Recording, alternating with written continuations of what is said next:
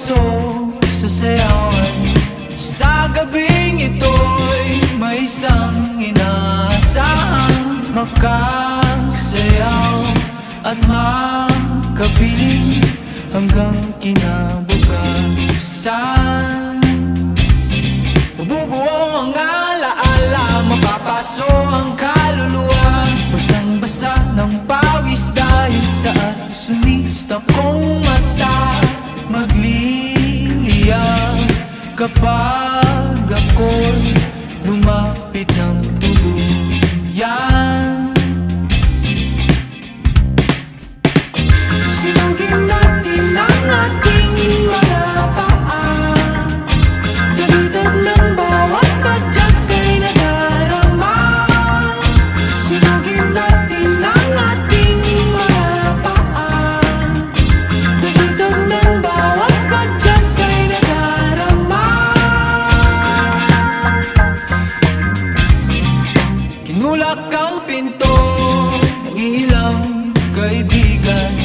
May kumalat sa loob, lahat ay nagsitakbuhan. 100 kaming lumalayo mula sa kamatayan.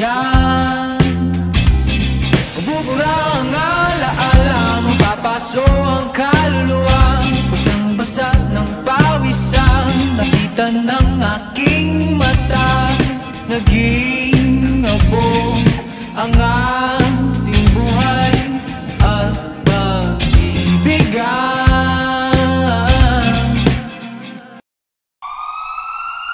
Sinimulan ngayon ng Quezon City Government at ng mga ahensya ng pamahalaan ng malawakang investigasyon sa malagim na sunog na naganap sa Ozone Disco sa May Timog Avenue, Quezon City. Ayon sa pangunang investigasyon, sumobra sa kapasidad o bilang ng tao ang nasa loob ng disco nang maganap ang sunog, bukod pa sa posibleng overload sa mga linya ng kuryente. Kaninang hapon ay pinagutos kaagad ng Pangulong Fidel Ramos ang mabilisang pag-aresto sa mga may-ari ng nasunog na disco kung patuloy silang magtatago o hindi magpapakita sa mga otoridad. May follow-up report si Carmelita Valdez. 4 na investigating team ang binuo ng Bureau of Fire Protection na magsisiyasat sa insidente. Hanggang ngayon hindi pa maliwanag kung ano ang sanhi ng sunog at kung mayroong paglabag ang mga may-ari ng disco house. Bukod sa overload sa kuryente, mahigit 300 katao ang laman ng disco at ito'y maliwanag na labag sa itinakdang kapasidad ng building master plan. Sinugang katawan ulang ng paa. Dagdag ng bawat isa ay nadarama. Sinugang katawan ulang ng paa. Dagdag ng bawat isa ay nadarama. Sinugin natin ang ating mga paa. Dagdag ng bawat padyak ay nadarama. Sinugin natin ang ating mga paa. Dagdag ng bawat padyak ay nadarama.